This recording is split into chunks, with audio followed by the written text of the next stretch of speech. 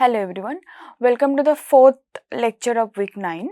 So last lecture में हमने क्या देखा था कि पहले हमने एक रेक्टेंगल के लिए एरिया कैलकुलेट किया था, राइट। उसके बाद हमने देखा था कि अगर कोई भी हमारे पास पॉलीगन है तो उस पॉलीगन का एरिया हम कैलकुलेट कर सकते हैं with the help of the area of the rectangle, right.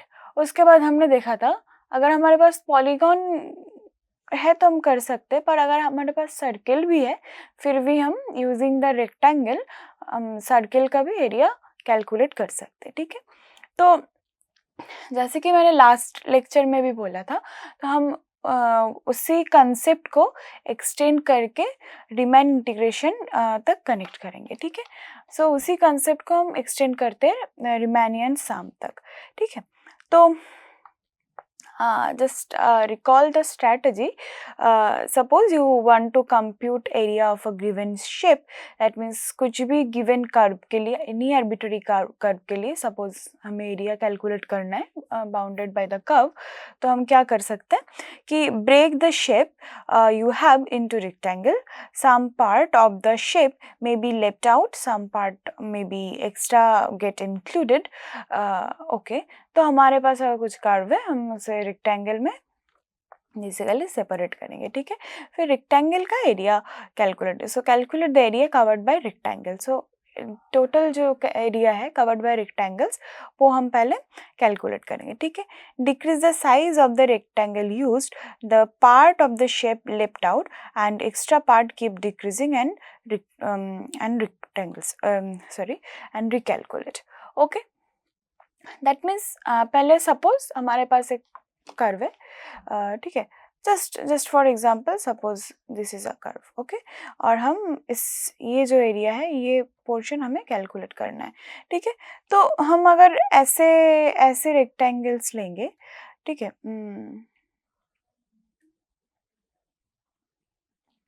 तो हमारे पास जो एरर होगा, रेक्टेंगल का नंबर हम जब इंक्रीज करेंगे तब हमारे पास एरर पहले से कम होगा, ठीक है। तो ये हमने लास्ट टाइम भी देखा था कि जब हम पॉलीगन का लाइक n का नंबर इंक्रीज कर रहे थे तब सर्किल का जो एरिया है वो और भी परफेक्ट आ रहा था। तो similar concept we will use here also, ठीक है। As the size decreases, the area of the shape is better and better approximated. ठीक है, तो ये हमने ऑलरेडी देखा था, राइट।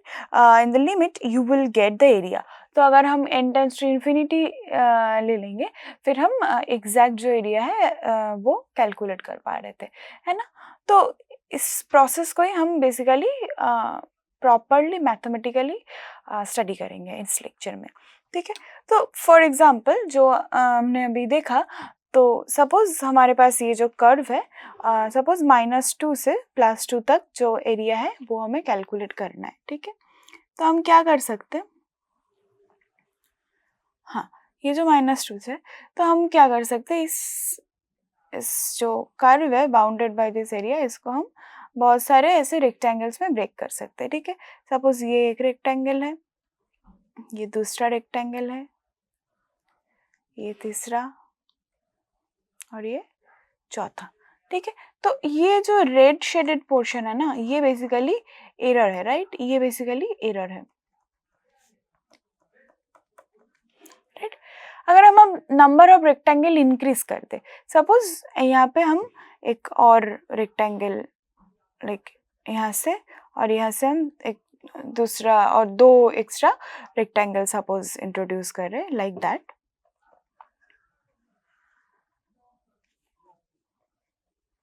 ठीक है। तो अब हमारे पास जो नया रेक्टेंगल है,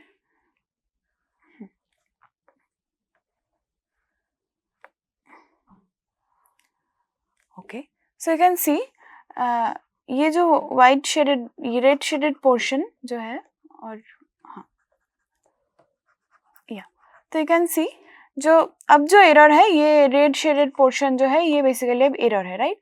पर इधर जो वाइट शेडेड पोर्शन है, ये पोर्शन, ये वाला पोर्शन और यहाँ से ये वाला पोर्शन, ये अब एरर से एक्सक्लूड हो गया, राइट।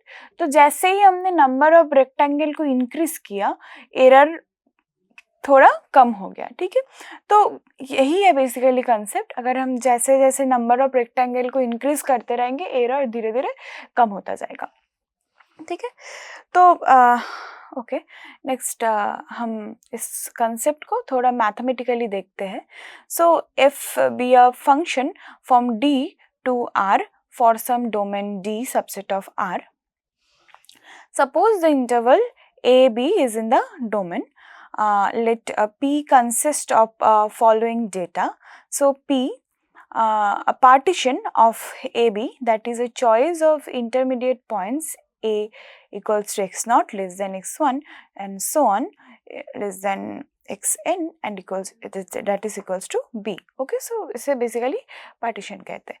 मतलब क्या, अगर सपोज हमारे पास ऐसा एक लाइन है जो कि suppose this is our domain D है, ओके, और ये जो इंटरवल है, ये ए बी जो इंटरवल है ये डोमेन डी के अंदर है, ठीक है। तो a equals to x not, then यहाँ पे हम एक पॉइंट ले सकते हैं एक्स वन, यहाँ पे एक पॉइंट ले सकते हैं X two and so on. यहाँ पे जो पॉइंट है ये B equals to X N है, ठीक है। तो ये हर एक जो पॉइंट है बेसिकली इस इंटरवल में हम बहुत सारे ऐसे इंटरमीडिएट पॉइंट्स ले रहे हैं, एक दो ऐसे n नंबर ऑफ पॉइंट्स ले रहे हैं, ठीक है। उस पॉइंट्स का जो कलेक्शन है उसको हम बोलते हैं पार्टीशन, ठीक है। Okay, a choice of xi star belongs to this interval xi minus 1 comma xi. That means for each interval when I equals to 1, so from x0 to x1, when I equals to 2, then we will get the interval x1 to x2. That means हर एक interval, like ये जो interval है x0 to x1, ये second जो interval है x1 to x2, ये third जो interval है x2 टू x3, सो हर एक इंटरवल से हम एक पॉइंट चूज करेंगे, ठीक है। Okay, then define delta xi equals to xi minus xi minus 1। सो ये बेसिकली क्या है, हमारे पास ये पॉइंट्स थे, right, x0, x1, x2, xn, right? So delta मतलब xi minus x minus 1. So if I equals to suppose 1, then we will get x1 minus x0, right? So basically हम पार्टीशन के हर एक पॉइंट पे हर एक interval का length calculate कर रहे हैं और उसको डिनोट कर रहे हैं एज डेल्टा xi, ओके। और ये जो नोटेशन है इसको हम बोलते हैं नॉर्म। सो ये जो नोटेशन है इसको बोलते हैं नॉर्म, ठीक है। तो ये जस्ट एज अ नेम आप याद रखना। सो इसे हम नॉर्म ऑफ पी मतलब हमारा जो पार्टीशन है, सो नॉर्म ऑफ पी को हम कैसे डिफाइन कर रहे हैं, maximum of I delta I. So partition में हम जब ब्रेक कर रहे हैं तो हर एक लेंथ का जो मैक्सिमम, लाइक हर एक लेंथ को हम कंपेयर कर रहे हैं, उनमें से जो मैक्सिमम है उसको हम एज नोट कर रहे हैं as a norm of P, ठीक है। The Riemannian sum of A with respect to the above data is defined as SP equals to summation I equals to 1 to n f xi star delta xi, okay. So ये basically हमारा Riemannian सम है, ठीक है। तो ये क्या है, ये जो एफ एक्सआई डेल्टा एक्सआई क्या है, ये basically area of each rectangle है, ठीक है। ये basically area of each rectangle है, ठीक है। सो जस्ट रिकॉल, जब हमारे पास ये जो फंक्शन था, सपोज हम 0 से 2 तक हमें इसके लिए एरिया कैलकुलेट करना है, ठीक है। तो हम इसे ऐसे पॉइंट्स में ब्रेक कर सकते हैं। सपोज ये हमारा x1 है, 0 जो हमारा x0 है, सपोज ये हमारा x2 है एंड जो 2 पॉइंट है ये सपोज हमारा xn है, ठीक है। तो हम इसे ऐसे रेक्टेंगल में ब्रेक कर रहे थे, राइट। सो ये हमारा पहला रेक्टेंगल है, ये हमारा दूसरा रेक्टेंगल है, ऐसे हम बहुत सारे रेक्टेंगल्स में इसको ब्रेक कर रहे थे, राइट। अगर अब थोड़ा रिकॉल करें इस प्रोसेस को, ठीक है। तो ऐसे हम बहुत सारे रेक्टेंगल में ब्रेक कर रहे थे। अब ये जो क्वांटिटी है, तो एक्स आई स्टार क्या है, तो पहले तो हमें पता है कि एक्स आई जो है ये बेसिकली डेल्टा एक्स आई जो है तो ये basically length of the interval है, राइट। तो सपोज आई इक्वल्स टू 1, हम एक पर्टिकुलर केस में देखते हैं, तो हमें क्या मिल जाएगा, x1 minus x not, right. So x1 minus x not क्या है, ये पोर्शन है, राइट। मतलब कि हमारा जो पहला रेक्टेंगल है उस रेक्टेंगल के लिए जो बेस है, लाइक बेस का जो लेंथ है वो बेसिकली एक्स, ये जो लेंथ है ये basically x1 minus x not है। दैट मीन्स ये है हमारा डेल्टा x1, राइट। और हम अब सपोज एक्स आई स्टार जो है इसको हम लेते हैं x not, okay. So x not is a point in the interval, so this is satisfying. Now f of x i क्या है, ये जो पॉइंट है ये है basically f of x not, right. Right, so ये पॉइंट है f of x not. That means f of x not क्या है, इस ये जो लेंथ है, सॉरी हाँ, ये जो लेंथ है ये लेंथ है f of x not, right. ये लेंथ है f of x not and ये जो बेस है ये बेस है डेल्टा एक्स आई। तो जब हम f of x not here हमारा x one star is equals to x not, ठीक है, इनटू डेल्टा एक्स आई लेंगे, ये बेसिकली फिर क्या हो जाएगा, length into base, right. That means the area of the rectangle, okay. So ऐसे जब हम आई को 1 से n तक वेरी करेंगे, हम धीरे धीरे ईच आई के लिए एक एक रेक्टेंगल का लेंथ इधर एक एक रेक्टेंगल का एरिया इधर कैलकुलेट कर रहे हैं, ठीक है। तो ऐसे हम सारे रेक्टेंगल्स के एरिया कैलकुलेट करेंगे, देन हम ऐड कर देंगे, ठीक है। That is why we are using the summation here. So इधर बेसिकली इंडिविजुअली हर एक आई के लिए हम रेक्टेंगल का एरिया कैलकुलेट कर रहे हैं, then we are adding them, ठीक है। तो ऐड करने के बाद हमें जो मिल रहा है इसे बोलते हैं रिमेनियन सम, ठीक है। तो ये बेसिकली मैथमेटिकल डेफिनेशन है रिमेनियन सम के लिए, okay. The definite integral of a function, okay, the definite integral of a function. तो अब हम देखेंगे, हमने जो रिमेनियन सम का जो कॉन्सेप्ट देखा है, तो रिमेनियन सम के उस कॉन्सेप्ट से डेफिनेट इंटीग्रल का जो कॉन्सेप्ट है ये कैसे रिलेटेड है, इसको हम कैसे रिलेट करते हैं ये हम देखेंगे, ठीक है। तो let F be a function from D to R for some domain D subset of R. Suppose the interval AB is in the domain D. Okay. That means हमारे पास जो डोमेन है वो AB इंटरवल को cover कर रहा है, ठीक है। तो the definite integral of f from A to B is defined as this. Okay. Defined as this and it's denoted by this. So जब हम बोलेंगे फंक्शन एफ के लिए डेफिनाइट इंटीग्रल क्या है, तो बेसिकली मैथमेटिकली हम ऐसे उसको कन्वे करते हैं, integration A to B F x D X, ठीक है। और एस पी जो है मतलब कि रिमेनियन सम, ये हमारा रिमेनियन सम है, राइट। तो डेफिनाइट इंटीग्रल जब हम कैलकुलेट कर रहे हैं तब हम बेसिकली लिमिट ले रहे हैं रिमेनियन सम के साथ। लिमिट क्या है कि नॉर्म पी हमने डिफाइन किया था, जो कि maximum of all the interval length था, राइट। सो उस नॉर्म पी को हम 10 to infinity करेंगे, ठीक है। दैट मीन्स देन हम बेसिकली इधर जीरो रिमेनियन सम का जो हमें ऑलरेडी फॉर्मूला पता था कि ये जो है रिमेनियन सम का है, राइट। सो हम डायरेक्ट पुट कर रहे हैं। तो दैट मीन्स जब हम नंबर ऑफ रेक्टेंगल को जब हम इंक्रीज कर रहे हैं, लाइक 10 to infinity ले रहे हैं, तब हमें जो एरिया मिलेगा, ठीक है, उस एरिया को हम बोल रहे हैं कि definite integral in this interval A to B, ठीक है।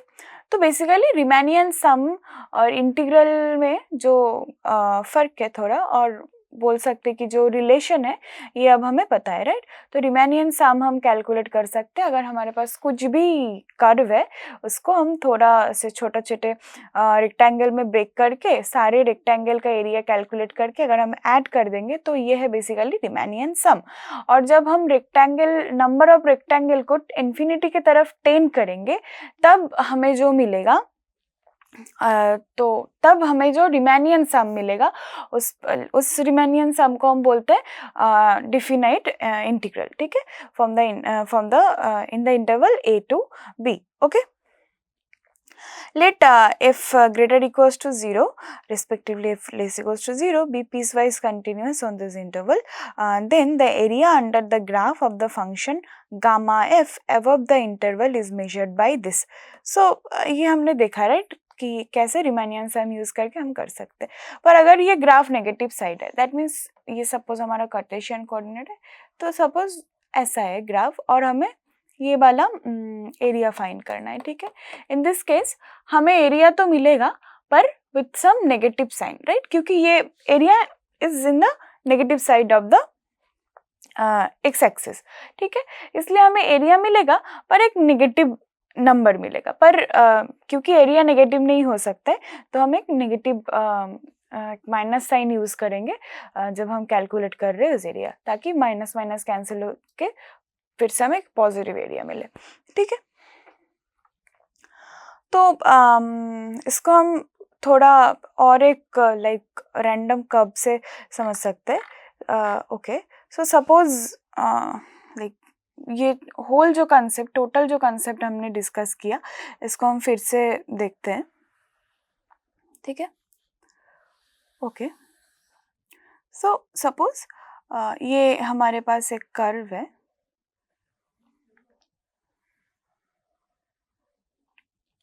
ठीक है. तो हम ओके, सो ये 0, सपोज ये a and this is b. Okay, तो हमें suppose closed interval a, b में इस कर्व के लिए जो एरिया है उसे मेजर करना है, ठीक है. That means this portion, right, this portion. Okay, in this portion. तो हमारा फर्स्ट स्टेप क्या था, हम एक पार्टीशन डिफाइन कर रहे थे, right. a equals to x0, then x1, then x2, same on, then xn minus 1 and b equals to xn, right. so ये हमारा फर्स्ट स्टेप है, हम पहले पार्टीशन डिफाइन कर रहे थे. उसके बाद हम क्या कर रहे थे, एक पॉइंट चूज कर रहे थे in this on all the interval. So let's choose some x0 from the first interval, x1 from the second interval. That means हम बस फर्स्ट जो पॉइंट है उस इंटरवल के, वो पॉइंट को हम चूज कर रहे हैं, ठीक है. अब हम क्या करेंगे, हम बेसिकली हर एक पॉइंट के लिए जो फंक्शनल वैल्यू है ये हम देख पाएंगे. तो हम रेक्टेंगल्स ड्रॉ करेंगे, राइट. सो ये हमारा फर्स्ट रेक्टेंगल है, ओके. ये हमारा सेकेंड रेक्टेंगल है, this is a third rectangle, ठीक है. तो ऐसे चलते चलते हमारा n-1 रेक्टेंगल हो जाएगा, राइट. ओके, सो ऐसे हम बहुत सारे ऐसे रेक्टेंगल ड्रॉ करते करते फिर n नंबर ऑफ रेक्टेंगल्स हम ड्रॉ करेंगे, ठीक है, ऐसे. तो आप देख सकते हैं कुछ कुछ एरिया हम इधर, ये वाला जो एरिया है ये एरिया हमने एक्स्ट्रा लिया, राइट. ये जो एरिया है ये हमने थोड़ा कम लिया. तो अब हम क्या कर रहे थे, हम हर एक रेक्टेंगल का जो एरिया है वो सेपरेटली कैलकुलेट कर रहे थे. That means f of x0 into delta x1, जो कि length of this first interval है, राइट. सो ये जो है ये basically area of this rectangle है, राइट. सेकेंड, इस area of this rectangle will B f of x1 delta of x2, right. ऐसे हर एक रेक्टेंगल के लिए हमने एरिया कैलकुलेट करना है, ठीक है. तो ये हो जाएगा डेल्टा xn, ठीक है. दैट मीन्स इधर हमने हर एक रेक्टेंगल के लिए अलग से एरिया कैलकुलेट कर दिया. तो अब हमें क्या करना है, रिमेनियन सम जो है इसको रिमेनियन सम को कैलकुलेट करना है. वो क्या है, basically summation of all the areas है, right. f xi minus 1 delta xi, I equals 1 to n, right. अब अगर हमें एग्जैक्ट जो एरिया है ये कैलकुलेट करना है तो हम क्या करेंगे, नंबर ऑफ रेक्टेंगल को इंक्रीज करेंगे, that means n tends to infinity, n is number of rectangles here, right. So अगर हम n टेंड्स टू इन्फिनिटी लेंगे इन दिस सम तो हमें क्या मिल जाएगा, सिनेरियो क्या होगा कि number of rectangle will be tending to infinity, right. So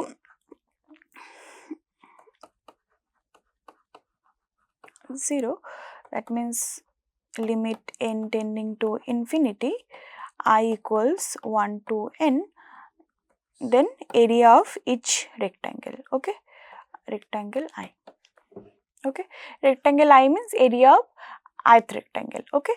so ये basically area of ith rectangle है, right। so ये जो हमें मिलेगा, ये जो नंबर हमें मिलेगा वो बेसिकली एग्जैक्ट एरिया हो जाएगा with the area of the portion bounded by the curve, okay. So इसको हम बेसिकली डिफाइन करते हैं as integration a to b f(x) dx, ठीक है। तो ये बेसिकली हमारा रिमेनियन सम है और ये हमारा फर्स्ट इंटीग्रल है, ठीक है, सॉरी ये हमारा डेफिनाइट इंटीग्रल है, ठीक है, ओके। सो इस पर्टिकुलर एग्जाम्पल के लिए हम देखते हैं, तो हमारे पास ये एक फंक्शन है, ये ग्राफ है of the function f of x equals to 2x - 1, ठीक है। तो सपोज हमें 1 से 2 तक इस इंटरवल में एरिया कैलकुलेट करना है, ठीक है। तो अब हम क्या कर सकते हैं, इसको हम ओके, सो इसका हमें एरिया कैलकुलेट करना है, ठीक है। तो हम क्या करेंगे, फर्स्ट स्टेप हमारा क्या था, हमें पार्टीशन डिफाइन करना, ओके। सो रिकॉल हमारा फर्स्ट स्टेप क्या था, हमें एक पार्टीशन डिफाइन करना पड़ रहा था, है ना। तो हम अब पार्टीशन डिफाइन करेंगे। Suppose partition is 1, first point is 1, second point is 1 + 1/n, third point is 1 + 1/2n and so on up to 2, right. So ये जो है हमारा x0 है, ये जो है हमारा x1 है, ये जो हमारा x2 है एंड ये जो हमारा xn है, right. So in general xi मतलब फिर क्या है, 1 + i/n, राइट। सो यहाँ से हम देख सकते हैं xn जो है हमारा 1 + n/n है, जो कि इक्वल्स टू 2 है, राइट। सो हमारा पार्टीशन फिर क्या हो जाएगा, xi such xi for i equals 1 to n, okay. So ये हमारा पार्टीशन है, ओके। अब हम एक पॉइंट चूज कर रहे थे, तो हम xi चूज करेंगे in this interval, that means x0, okay. So जो डेल्टा xi है, that means xi minus xi - 1, ये क्या हो जाएगा, ये 1/n हो जाएगा, राइट। दैट मीन्स इधर हमारा जो पार्टीशन है वो पार्टीशन के लिए हर एक पॉइंट के अंदर इक्वल डिस्टेंस है, ठीक है।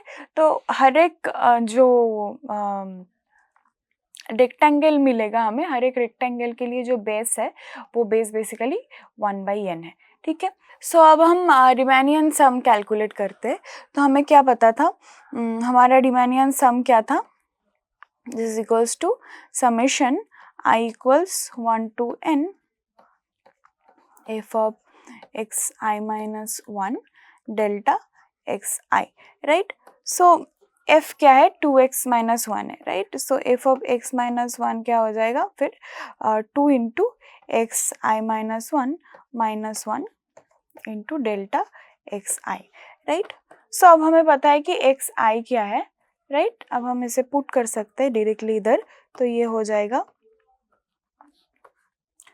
2 × 1 + i - 1/n -1 × 1/n, right। delta xi is 1/n, you can see from here, okay।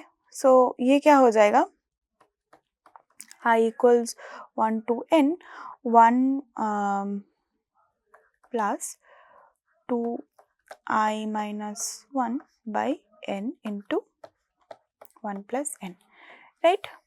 Now in the next line ये हो जाएगा equals to I equals 1 to n 1 over n plus summation I equals 1 to n 2 into I minus 1 by n square, right? So ये हो जाएगा 1 plus 2 by n square summation I equals 1 to n I minus 1, right? So इसका formula हमें पता है addition of first n term, ये this will be equals to n into n plus 1 by 2, right? Now we can cancel them out and then we will get 1 plus 1 plus 1 by n, that means 2 plus 1 by n, right? So हमारा जो रिमेनियन सम है ये basically 2 plus 1 by n, that means हमारा Sn जो है ये है 2 plus 1 by n। तो हमें पता है कि जब हम इंटीग्रल कैलकुलेट करते हैं तब हम क्या करते हैं, n टेंस टू इन्फिनिटी ले रहे हैं, ठीक है? That means limit n tends to infinity Sn, so this will be limit n tends to infinity 2 plus 1 by n, right, which is equals to 2. Okay, so this is how using the Riemannian sum we can calculate area of any region bounded by some curve, ठीक है? तो ऐसे हम basically Riemannian sum को use करते हैं और ऐसे हम एरिया कैलकुलेट कर सकते हैं कोई भी कर्व के लिए, ठीक है? Thank you. Hello everyone, welcome to this lecture. So last lecture में हमने देखा था कि रिमेनियन सम क्या होता है। कुछ अगर हमारे पास कुछ भी गिवन फंक्शन है तो उसके लिए हम रिमेनियन सम को कैसे कैलकुलेट कर पाएंगे और रिमेनियन सम और इंटीग्रेशन में रिलेशन क्या होता है। लाइक यूजिंग रिमेनियन सम हम इंटीग्रेशन कैसे कैलकुलेट कर सकते हैं, है ना? दैट मीन्स हमारे पास अगर कोई भी कर्व है तो हम कैसे एरिया कैलकुलेट कर सकते हैं of the curve bounded by the curve, ठीक है? तो इस लेक्चर में हम बेसिकली इंटीग्रल को एक दूसरे अप्रोच से देखेंगे। इंटीग्रल को देखेंगे एज अ एंटी डेरिवेटिव। पहले हम जानेंगे कि एंटी डेरिवेटिव क्या है, फिर हम देखेंगे कि इंटीग्रल और एंटी डेरिवेटिव में बेसिकली रिलेशन क्या है, ठीक है?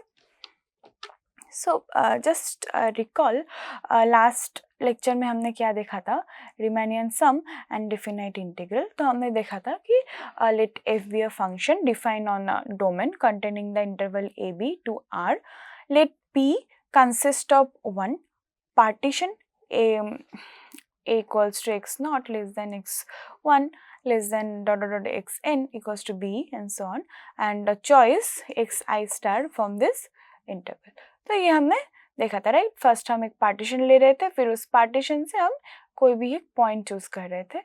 तो ये हमने देखा था। नाउ डिफाइंड डेल्टा एक्स आई जो कि लेंथ हुआ करता था हर एक इंटरवल के लिए, राइट? और नॉर्म पी, इसको हम बोलते हैं नॉर्म पी। नॉर्म पी, तो नॉर्म पी को हम कैसे डिफाइन कर रहे हैं, maximum of all the lengths, ठीक है? तो ये हमारा नॉर्म पी हुआ करता था। Okay, then the Riemannian sum of f with respect to the above data is defined as s of p equals I equals 1 to n f of xi delta xi। तो ये हमें पता है कि ये क्या हुआ करता था, ये basically area of the rectangle हुआ करता था, राइट? हर एक रेक्टेंगल के लिए हम ऐसे एरिया कैलकुलेट कर रहे थे, देन हम बेसिकली सम कर रहे थे। तो ये बेसिकली एरिया ऑफ रेक्टेंगल था। Okay, so the definite integral of f from a to b is defined as integration a to b fx dx equals to limit norm p tending to infinity. Okay, so and sp equals to this, right? सो ये हमने last lecture में देखा था कि ऐसे हम define करते। Then हमने एक एग्जांपल से भी देखा था कि हमारे पास अगर कुछ कर्व है तो हम कैसे उसके लिए रीमानियन सम कैलकुलेट कर सकते हैं, देन हम लिमिट अप्लाई कर सकते हैं, ठीक है।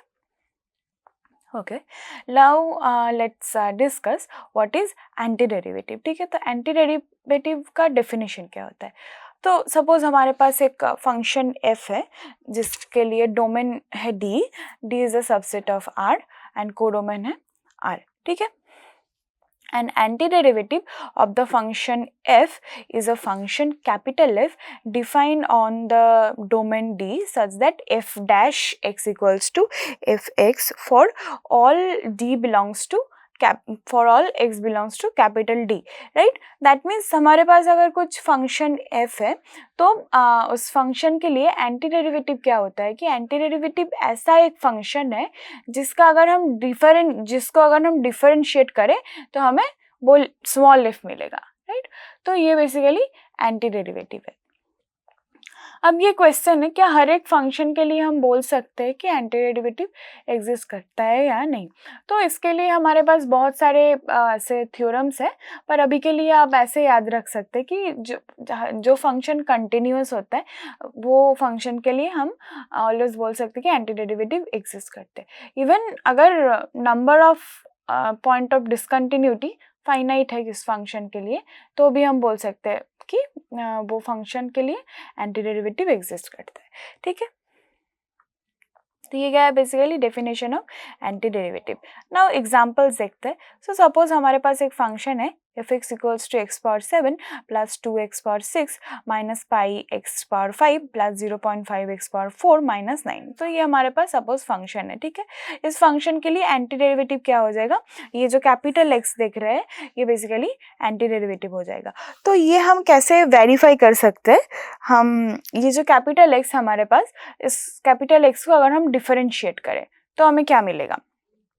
ये बेसिकली हो जाएगा 8x power 7 by 8, right, which is equals to x power 7. That means this term.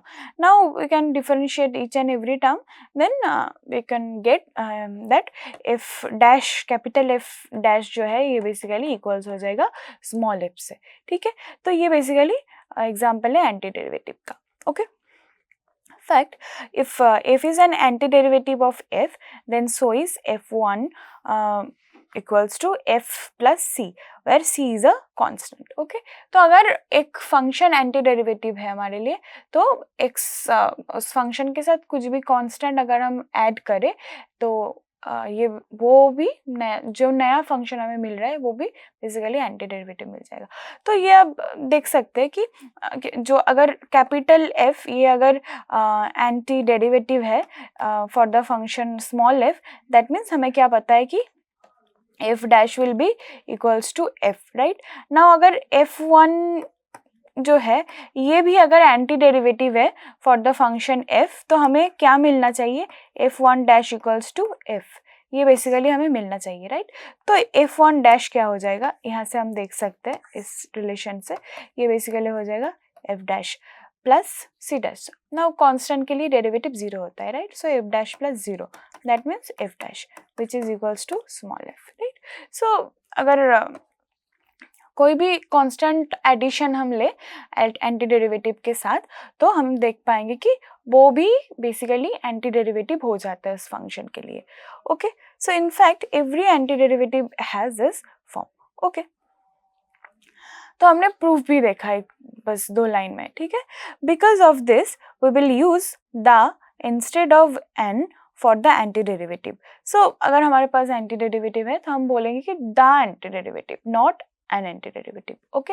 Because बस कांस्टेंट मल्टीप्लिकेशन एक कांस्टेंट एडिशन के साथ ही वेरी कर रहे हैं। तो इसके साथ अगर हम ये जो फंक्शन है कैपिटल है इसके साथ अगर हम c ऐड करें कुछ भी आर्बिट्रेरी कांस्टेंट तो ये भी बेसिकली एंटी डेरिवेटिव हो जाएगा for the function small f, okay.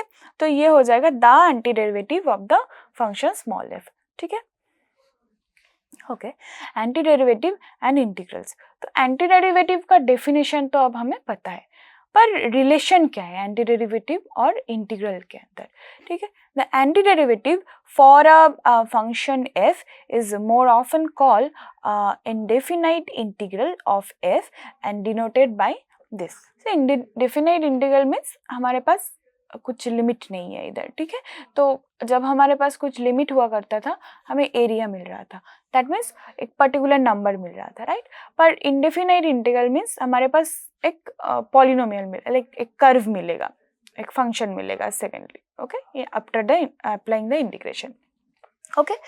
So okay, so इस एंटी डेरिवेटिव जो है, इफ अगर हमारे पास एक फंक्शन है स्मॉल एफ, उस फंक्शन के लिए जो एंटी डेरिवेटिव है उसको हम बोलते हैं कि इंडेफिनाइट इंटीग्रल, ओके। और इसे हम ऐसे डिनोट करते हैं, integration F x D X, ठीक है। ओके, सो अब हम देखते हैं first fundamental theorem of calculus. Suppose f is continuous on the domain D, which includes the interval AB, then an antiderivative for f on AB is given by this, okay. Okay, so this is the antiderivative. So here हम क्योंकि जो capital X है इस function को हम as a function of one variable, I mean function in x देखना चाहते हैं, तो इसीलिए हमने इधर एक दूसरा वेरिएबल t यूज किया, ठीक है। तो क्योंकि x हम इन द लिमिट यूज कर रहे हैं, तो x हम as a variable in small x small f use नहीं कर पाएंगे, ठीक है। तो फंक्शन जो पहले था फंक्शन सेम ही है, बस हम वेरिएबल को चेंज कर रहे हैं, ठीक है। Okay, so conversely, if f is continuous on the domain which concludes the interval AB, and if capital F is the indefinite integral of f, then the definite integral from a to b can be computed by this. Okay, so this is a very important formula. So आपको इस formula को याद रखना पड़ेगा। तो अगर हमारे पास anti derivative है एक फंक्शन के लिए, तो जो डेफिनाइट इंटीग्रल हो जाएगा from the point A to B F x D X, ये बेसिकली हो जाएगा capital B minus capital F of B minus capital F of A, ठीक है। ये basically fundamental theorem of calculus है, ओके। अब हम देखते हैं कुछ रूल्स इंटीग्रेशन के लिए। तो integration basically reverse process of differentiation है, ठीक है। तो हर एक रूल के लिए हम देख सकते हैं हमारे पास ये फंक्शन है, ये फंक्शन है, तो इसका इंटीग्रेशन है x, ओके। दैट मीन्स ये रिवर्स प्रोसेस है डिफरेंशिएबिलिटी का, राइट। तो अगर हम इसको डिफरेंशिएट करें तो हमें ये बेसिकली जो इंटीग्रल है इसको अगर हम डिफरेंशिएट करें तो हमें बेसिकली ये फंक्शन मिलना चाहिए, राइट। x का अगर हम डिफरेंशिएट करें क्या मिलेगा, हमें 1 मिलेगा, which is the function, right. So this correct. Similarly for the second one, ये जो है इसका अगर हम डिफरेंशिएट करें क्या मिलेगा हमें, x power r, so x power r is the function. Similarly minus cos x का अगर हम डिफरेंशिएट करें हमें क्या मिलेगा, sine x, right. Okay, same for this and for this 4 हम इसको भी डिफरेंशिएट करके देख सकते हैं कि this is equals to this will be equals to this function, ठीक है। तो if you are interested you can check all this, okay, one by one. Okay, for the exponential and logarithmic functions also हम ऐसे बोल सकते हैं similarly, क्योंकि अगर हमारे पास ये है इसका अगर हम डिफरेंशिएट करें तो हम देख सकते हैं ये क्या हो जाएगा, lambda E power lambda x by lambda, right, which is E power lambda x. तो ऐसे हर एक फंक्शन के लिए हम चेक कर सकते हैं कि इसका अगर हम डिफरेंशिएट करें तो बेसिकली हमें फंक्शन मिल रहा है। तो as of now it's better you can remember it as a formula, ठीक है। तो एज अ फॉर्मूला आप ये इसको याद रखना, पर ये सारे हम देख सकते हैं as a opposite something, as a opposite to derivative, okay, ठीक है। तो अब हम कुछ एग्जाम्पल सॉल्व करते हैं। हमारे पास है इंटीग्रेशन 1 to 2 x dx, ठीक है। तो ये बेसिकली क्या हो जाएगा, x dx का इंटीग्रेशन क्या हो जाएगा, 1/2 एक्स स्क्वायर, राइट। ये बेसिकली हम डायरेक्टली उस फॉर्मूला से देख सकते हैं 2 to 1। नाउ ये हमारा हम अभी क्या कर सकते हैं, ये बेसिकली हमारा एंटी डेरिवेटिव मिल गया हमें, राइट। तो अब हम यूज़ करेंगे फंडामेंटल थ्योरम ऑफ कैलकुलस। तो ये क्या हो जाएगा 2 square minus 1 square, right, which is equals to 1/2 into 4 minus 1, that means 3/2। Okay, so इस फंक्शन के लिए भी हम कैलकुलेट कर सकते हैं। तो ये जो हमारे पास फॉर्मूला था, हमने क्या देखा, अगर हमारे पास साइन एक्स है तो उसका इंटीग्रल क्या है, हो जाएगा minus cos x, right. That means उसका साइन एक्स का जो एंटी डेरिवेटिव है वो क्या है, माइनस कॉस एक्स। तो हमें मिल जाएगा minus cos x, right, minus cos x pi 0, that means minus cos pi plus cos 0, right। Okay, सो हमें पता है ये वैल्यू हो जाएगा 1। सो अब ऐसे हम बेसिकली कैलकुलेट कर पाएंगे, ठीक है। Okay, similarly for this type of function हमें पता है इस फंक्शन के लिए एंटी डेरिवेटिव क्या हो जाएगा minus half e power minus 2x, right. So इसको ओके सॉरी, तो for this type of thing हम डायरेक्टली इन्फिनिटी ऐसे मैथमेटिकली नहीं लिख सकते, तो इसे हम ऐसा एक्सप्रेस करते limit b tending to infinity 0 to b e power minus 2x dx, ठीक है। अब हम पहले इस इंटीग्रल को कैलकुलेट करेंगे, देन हम limit b tending to infinity apply करेंगे, ठीक है। तो ये इंटीग्रल क्या हो जाएगा, हमें पता है ई पावर माइनस 2 का जो इंटीग्रेशन होता है वो हो जाता है फ्रॉम द फॉर्मूला, राइट। सो अब हम इससे लिमिट यूज़ करें 0 to b, तो हमें क्या मिलेगा, minus half we can take as common, so हमें मिलेगा e power minus 2b minus e power 0, right, that means minus half into e power minus 2b minus 1। ये बेसिकली क्या है, half minus e power minus 2b है, right. तो ये basically हमें इधर मिलता है b tending to infinity half minus e power minus 2b। अब अगर हम b टेंडिंग टू इन्फिनिटी ले लेंगे तो e पावर माइनस 2b जो है वो क्या हो जाएगा, सॉरी यहाँ पे एक का हाफ होगा,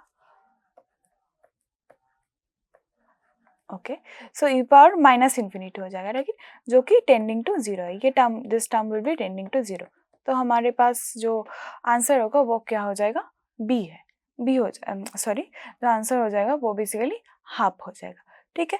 तो okay, this are some examples.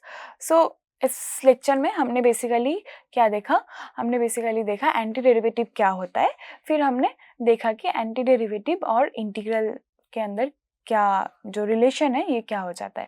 That means जो एंटी डेरिवेटिव है यही बेसिकली उस फंक्शन के लिए इनडेफिनाइट इंटीग्रल है, ठीक है। और is using this anti derivative and the first fundamental theorem of calculus हम बेसिकली जो हमारा डेफिनाइट इंटीग्रल है इन सम इंटरवल वो भी हम कैलकुलेट कर सकते हैं, ठीक है, with the help of the anti derivative. Okay, thank you.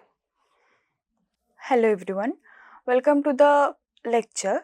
So last दोनों लेक्चर में हमने बेसिकली देखा था कि रिमेनियन सम क्या होता है, दैट मीन्स हम रिमेनियन सम कैसे कैलकुलेट कर सकते हैं। उसके बाद हमने देखा कि इंटीग्रेशन, डेफिनाइट इंटीग्रेशन क्या होता है। फिर हमने देखा कि एंटी डेरिवेटिव क्या होता है, एंटी डेरिवेटिव और डेफिनाइट इंटीग्रेशन के अंदर रिलेशन क्या है, ये हमने लास्ट लेक्चर में देखा था, राइट। और फिर हमने एक आध कुछ फॉर्मूलाज भी देखे थे और फिर कुछ कुछ हमने प्रॉब्लम्स भी सॉल्व किए थे, right. So in this lecture we are basically going to solve some problem based on this concepts, ठीक है। सो यहाँ पे बेसिकली हम कुछ एरिया और कुछ इंटीग्रल कैलकुलेट करेंगे, ठीक है। तो जस्ट स्लाइडली रिकॉल क्या किया था हमने लास्ट लेक्चर में, integrals and Newton's theorem. So the integration f(x) dx of the function f defined on a domain D is a function f defined on a domain D such that f dash x equals to fx for all x belongs to D। Last lecture में हमने देखा था ये जो capital f है इसको हम बोलते हैं इंटीग्रल और indefinite integral of the small f function, और इसको हम एंटी डेरिवेटिव भी बोलते हैं, राइट। उसके बाद हमने देखा था फंडामेंटल थ्योरम। ओके, सो ये क्या था basically, if f is continuous on the domain D which includes the interval AB and f is the integral of f, then the integral from a to b of f can be computed by this formula, right। तो ये हमने last lecture में देखा था, तो ताकि ऐसे हम कंप्यूट कर सकते हैं। तो ये basically continuous function when f is continuous तभी हम कर सकते हैं, ठीक है। वट एवर, अगर f कंटिन्यूस भी नहीं है, अगर at least number of discontinuity finite है, like finite number of point पे अगर f डिसकंटिन्यूस है फिर भी हम ये कर सकते हैं, ठीक है। अगर f like piece wise continuous है तो इंटरवल में ऐसे ब्रेक करके भी हम एरिया कैलकुलेट कर सकते हैं, ठीक है।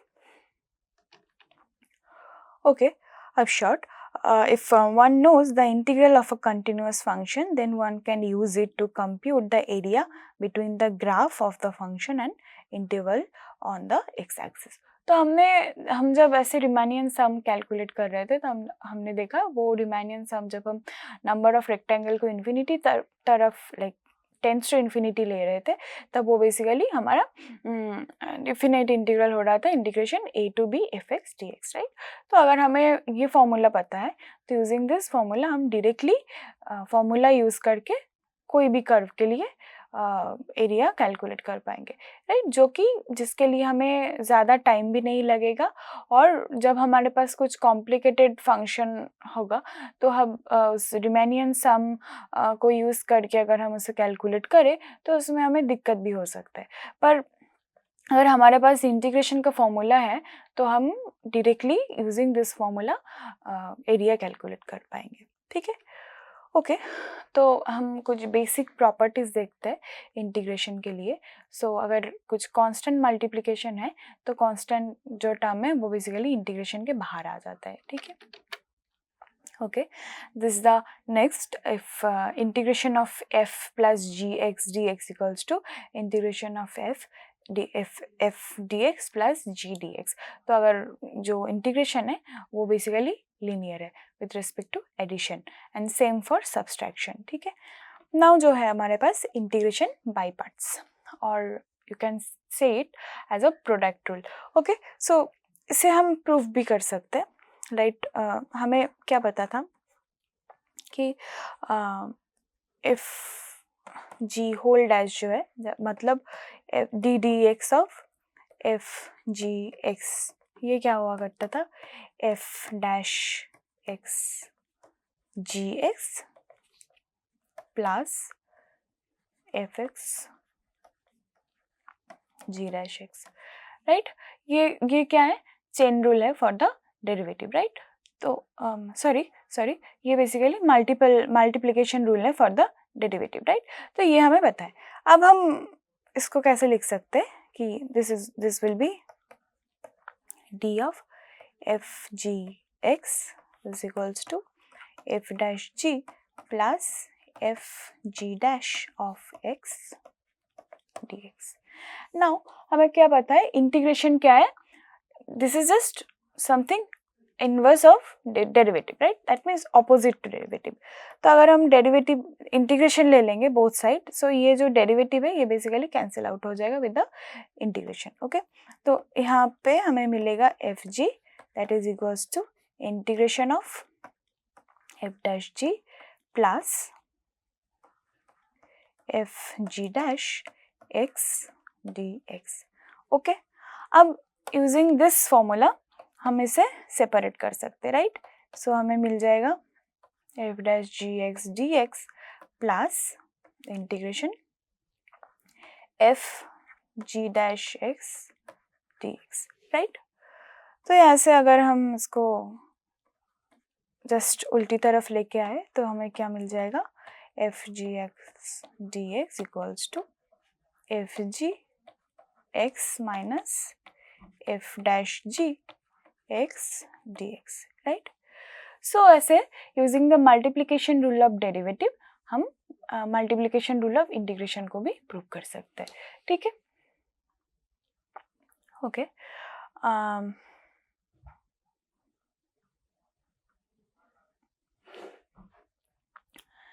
नेक्स्ट हम देखते हैं जो अभी हमने देखा वो बेसिकली इनडिफिनाइट इंटीग्रेशन के लिए कुछ प्रॉपर्टीज थे, राइट. अब हम देखते हैं डिफिनाइट इंटीग्रेशन के लिए कुछ प्रॉपर्टीज.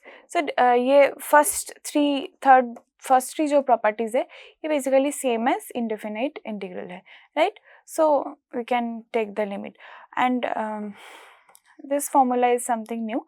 सो हमारे पास जो लिमिट है इसको हम एक्सचेंज भी कर सकते हैं, पर इन दैट केस एक माइनस साइन सामने आ जाएगा, क्योंकि ये basically just we are changing the direction here, right. So we will get a minus sign. Okay. For any c belongs to R, integration a to b fx dx equals to a to c fx dx plus c to b fx dx. So ये basically ऐसे break होता है जब c belongs to any number form in this interval a b होता है, ठीक है. For any c belongs to this interval and this is something natural when f is greater equals to 0. so integration basically इसको satisfy करता है. integration a to b fx dx greater equals to integration a to b gx dx, ठीक है. इसे ऐसा formula भी इसे ऐसा फॉर्मूला आप याद रखेंगे, ठीक है. अब कुछ एग्जाम्पल्स देखते हैं. तो ये हमारे पास जो एग्जाम्पल है तो इसको हम बेसिकली लिख सकते 1/3 x square minus 4 1/3 x plus dx plus 2 1 2 3 dx, right, because of the addition rule and constant multiplication rule, ठीक है. तो अब इसका अगर हम इंटीग्रेशन करें तो ये हो जाएगा 1/3 x cube 3 2 1 minus 4/2 x square 3 2 1 plus 2 x 3 2 1. Okay. So ये क्या हो जाएगा, अगर हम अभी न्यूटन फॉर्मूला को यूज़ करें तो ये हो जाएगा 3 cube minus 1 minus 2 into 3 square minus 1 plus 2 into 3 minus 1. Right, now you can calculate it and you can take this as okay. So ये जो है इसको हम दो अलग अलग इंटरवल में ब्रेक कर सकते हैं, राइट. क्योंकि हमें पता है अगर x suppose something x is positive, okay. So sine x क्या हो जाता है, ये बेसिकली साइन एक्स से होता है, right. If x is negative और साइन ऑफ माइनस एक्स जो है वो क्या हो जाता है, माइनस साइन एक्स से हो जाता है, राइट. तो ये जो इंटरवल है इसमें बेसिकली -2 to 0 तक नेगेटिव पॉइंट्स है और 0 से 2 तक पॉजिटिव पॉइंट्स है, राइट. सो इस इंटरवल को हम 2 डिफरेंट पार्ट्स में ब्रेक कर सकते हैं. -2 to 0 x square sin x dx plus 0 to 2 x square sin x dx, right. So 0 to 2 x square sin x dx में कुछ प्रॉब्लम नहीं है, plus but in this interval -2 to 0 अब देख सकते हैं कि sin x का जो ग्राफ है वो basically below the x axis होगा, राइट. दैट मीन्स ये कुछ नेगेटिव होगा. तो इसके लिए हम बेसिकली लिमिट को चेंज करेंगे विद द नेगेटिव साइड है 0 to 2 x square sin x dx plus 0 to 2 x square sin x dx. Okay. So अब जब इन दिस इंटरवल जब हम कैलकुलेट करेंगे we can calculate this function using the multiplication rule और integration by parts, ठीक है. So you can calculate this in your own. Let's move to the next question. Integration of piecewise definite function. Okay. if f is defined piecewise on a sub interval of AB, then its definite integral from A to B can be computed by computing the definite integral on each sub interval and adding them. ठीक है. So for example हम देख सकते हैं, suppose अगर हमारे पास ये जो फंक्शन है, ये हम देख सकते हैं कि 0 से 2 तक ये फंक्शन डिफाइन है, बट 0 से 1 तक ये फंक्शन को हम एक तरीके से डिफाइन कर रहे हैं और 1 से 2 तक फंक्शन को हम दूसरे तरीके से डिफाइन कर रहे हैं, राइट. तो अब सपोज हमें इंटीग्रेशन करना है, तो अब क्या करेंगे, हम इसको सब इंटरवल में ब्रेक करेंगे. तो पहला जो सब इंटरवल है ये 0 से 1 तक है, क्योंकि फॉर दिस रेंज, राइट. और सेकेंड जो सब इंटरवल है ये 1 से 2 तक है. ओके. सो 0 से 1 तक ये फंक्शन का वैल्यू क्या है, x है, राइट. सो हम x यूज करेंगे. देन 1 से 2 तक इस फंक्शन का वैल्यू क्या है, 3 माइनस एक्स है, राइट. सो हम 3 माइनस एक्स पुट करेंगे. Then we can compute it. So it will be 1 0 plus 3x minus x square by 2 2 1. Okay. So ये हो जाएगा then half 1 minus 0 plus 3 into 2 minus 2 square by 2 minus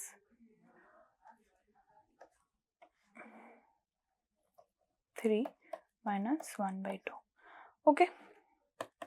half plus 6 minus 2 minus 3 plus half. Okay. Now you can simply calculate it. So ये हो जाएगा 3 minus 2 plus 1. So this is basically 2.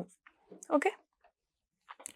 So if we have some function like that, that means एक अलग अलग interval में function को अगर अलग अलग तरीके से डिफाइन कर रहे हैं, तो अब हम क्या कर सकते हैं, जो इंटीग्रेशन का जो लिमिट है उसको भी उस वो जो इंटरवल में सब इंटरवल में जैसे हम ब्रेक कर रहे हैं फंक्शन को, उसी सब इंटरवल में हम इंटीग्रल को भी ब्रेक करेंगे. Then we can compute the value of the integration. Okay.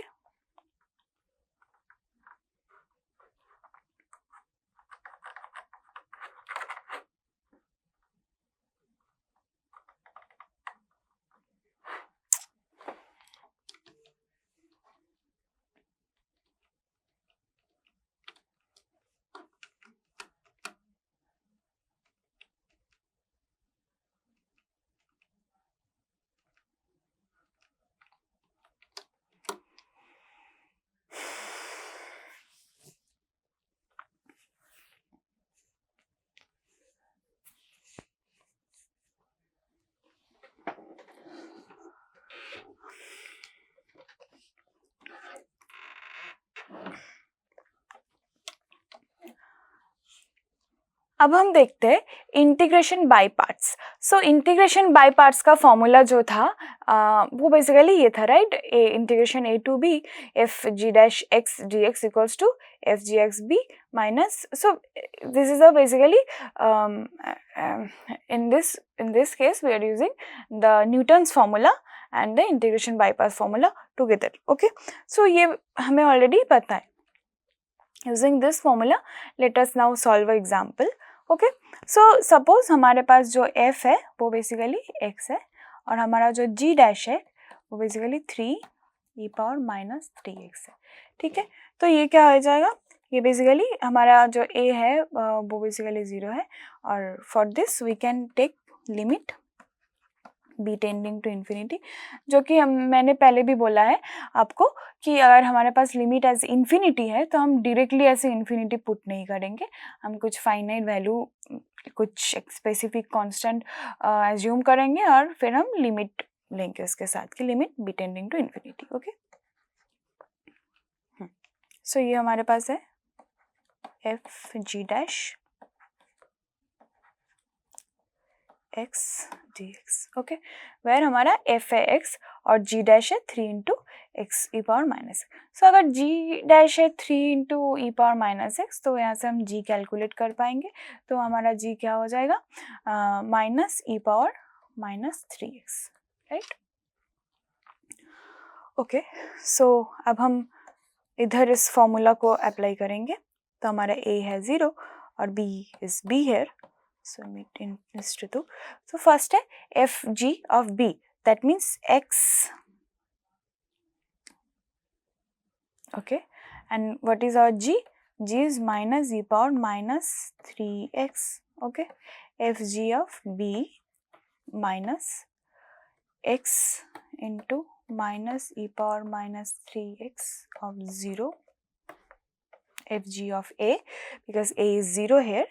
Okay, then minus 0 to b, f dash is 1, right, x dash, and what is g? G is minus e power minus 3x.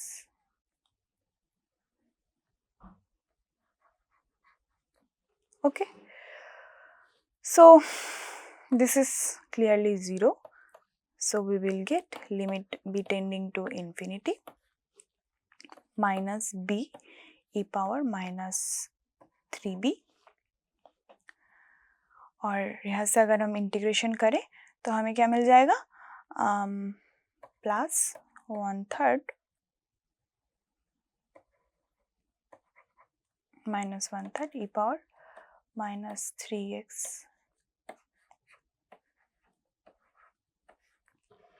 right?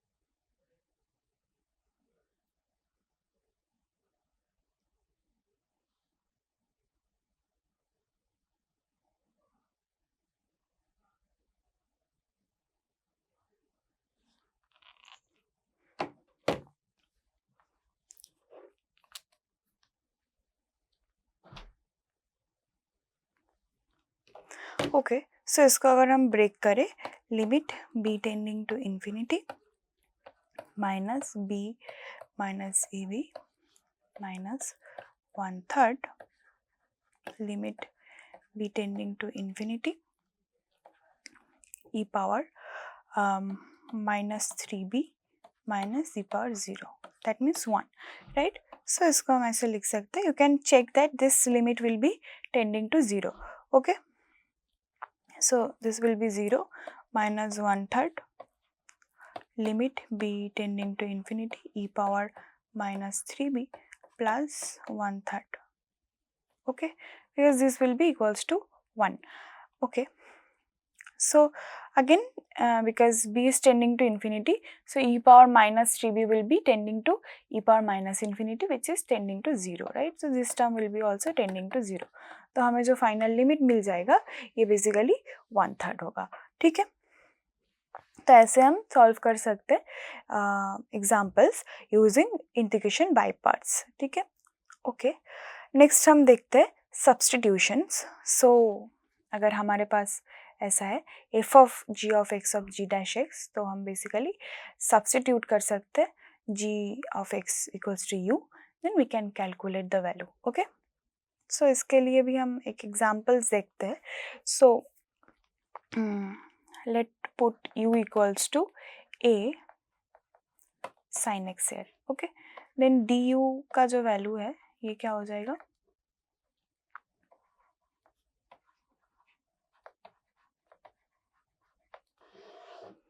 Right,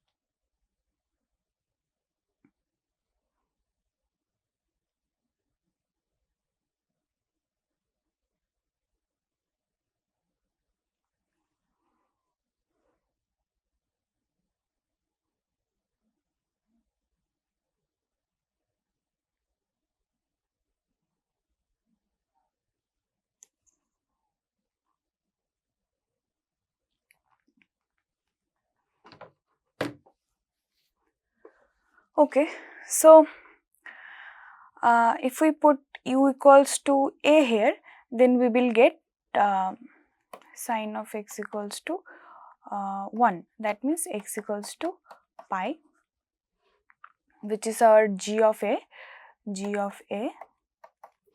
and if we put 0 here, then we will get sine of x equals to 0, which will imply x equals to 0, right? तो अगर हम change करें तो हमें basically मिल जाएगा 0 to pi by 2 a square. u के बदले हम लिखेंगे a square sin squared x du means a cos x dx.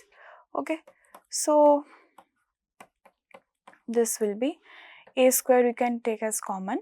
So 1 minus sin squared x means root over cos squared x, that means cos x, right?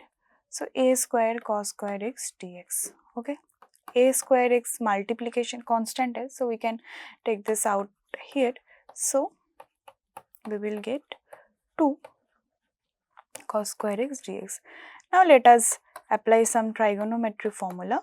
So 2 cos square x dx means 1 plus cos 2x dx, right? So this will be equals to a square by 2. So 1 का जो integration होता है basically x होता है, plus cos के लिए क्या हो जाता है minus sine x, right? Minus sine 2x by 2.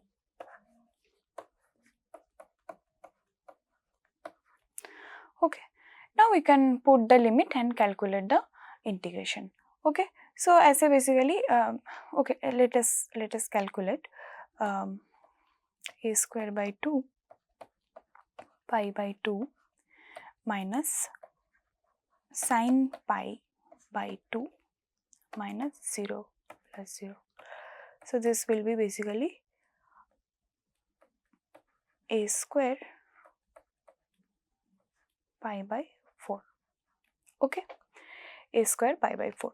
So this is the integration of the function. Okay. Okay, back to computing areas. अब फिर से हम एरिया कंप्यूट करते हैं और हम देखते हैं कि कैसे हम basically just using the integration area compute कर सकते हैं, राइट? तो सर्किल का जो एरिया है, suppose the radius is a. Okay, so circle का जो एरिया है वो एरिया हमें पता है कि क्या होता है, पाई ए स्क्वायर है, राइट? तो अब हम देखेंगे हम इंटीग्रेशन यूज करके भी अगर इस एरिया को कैलकुलेट करें ये मैच हो रहा है या नहीं. ठीक है, so first thing we can do, हम जस्ट 4 इक्वल पार्ट में सर्किल को ब्रेक कर रहे हैं, first quadrant, second quadrant, third quadrant and fourth quadrant. ठीक है, now suppose we want to calculate this area. Okay, so ये जो एरिया है, ये जो फंक्शन है, हमें पता है कि ये सर्किल का फंक्शन क्या हो जाता है, x square plus y square equals to a square, right? तो अब जो क्योंकि हम positive x and positive y coordinate में देख रहे हैं, तो ये बेसिकली क्या हो जाएगा, वाई का वैल्यू क्या हो जाएगा, root over a square minus x square, right? Okay, so this is our function. Like अब हमारे पास जो फंक्शन है वो basically f x equals to a square minus x square है. ओके, नाउ हम एरिया कैलकुलेट करेंगे from 0 to a. Okay, 0 to a f x D x. So this will be area of this portion, right? This shaded portion. So ये है 0 to a square minus x square dx. तो ये जो area है इसको हम calculate कर सकते हैं with the help of the last thing, right?